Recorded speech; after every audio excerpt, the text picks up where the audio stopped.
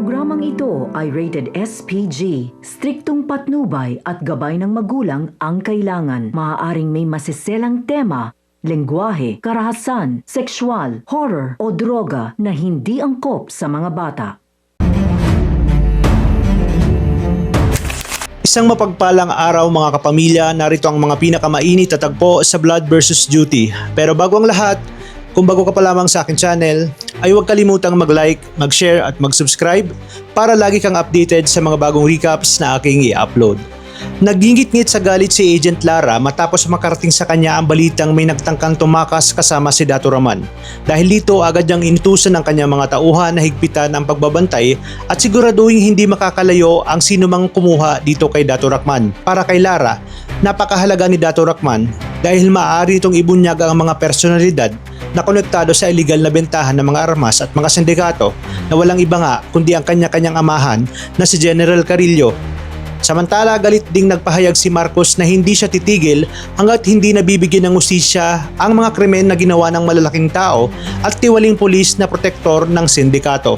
Ayon sa kanya, dahil sa mga ito kaya tuluyang nasira ang imahe ng kapulisan at nawala ng tiwala ang publiko. Pang-abala ang lahat sa paghahanap, matagumpay namang nailabas ni Jalil si Dato Rahman mula sa kanilang pinagtataguan.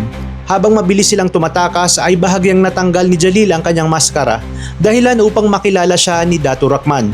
Agad siyang tinawag nitong anak at nagulat kung papaano siya nakarating doon. Ngunit sinabi ni Jalil na sa kanya na lang ipapaliwanag dahil kinakailangan muna nilang makatakas doon sa lugar.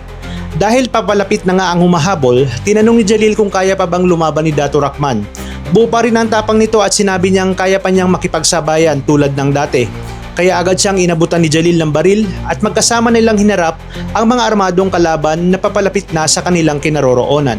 Sa gitna naman ng operasyon, agad na tumawag si Sabdani kay Marcos upang ipaalam na may nagpatakas dito kay Dato Rahman. Sinabi ni Marcos na paparating na siya upang pigilan ang pagtakas ng mga ito. Ngunit hindi inaasahan ni Sabdani na makakasalubong niya mismo sina Jalil at Dato Rahman habang papalayo ang mga ito. Dahil nakatakip pa rin ang mukha si Jalil ay agad siyang kinestyon ni Sabdani kung sino siya at bakit niya inililigtas si Dato Rahman. Ngunit kalmado lamang ang sinabi ni Jalil na hindi nila kailangan magpatayan dahil may katotohanang dapat munang mabunyag. Pang lumalala ang sitwasyon ay galit namang kinausap ni Agent Lara si Felix at inutusang hanapin si Dato Rahman kahit ano pa ang mangyari.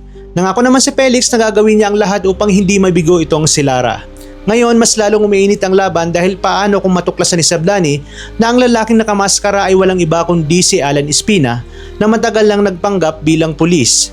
Paniniwalaan kaya niya ang paliwanag ni Jalil at pagdating ni Marcos, magagawa pa kaya nilang makatakas kasama si Dato Rahman o dito na magsisimula ang kanilang pagsasanib pwersa at mas madugong laban kontra sa mga sindikatong dumiin dito kay Dato Rahman. Hanggang kapanapanabig ang mga kaganapan sa maaksyong teleseryeng ito. Kaya naman patuloy ang pagsubaybay mga kapamilya.